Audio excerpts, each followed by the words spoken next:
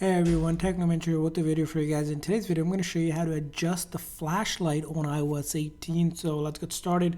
So iOS 18 redesigned how the flashlight works on the newer model iPhone. So if you pull down the control menu here, you see there's a flashlight. And if you tap on it, it opens up a new animation, which is part of iOS 18.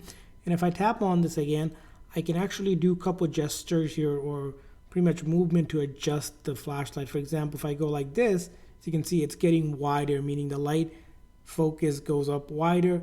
If I go that way, it makes it skinny. So I can make it wider up to a certain length and then also long or range. So you can see here different ways to adjust the lighting just like that. So either swipe up or swipe to your left and right, and you can see here different combination will give you different different width and also the level of brightness that you want. And then you can see here the size as well. And this is something you'll notice on a darker surface, but that's how you can adjust the lighting animation, which is pretty cool.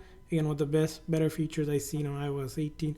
Definitely exciting. Go ahead and try it out and let me know what you guys think. And I hope this video was helpful. If so, please consider the like and subscribe button for more tips and tricks for your iPhone and other iOS devices. We'll see you guys next time.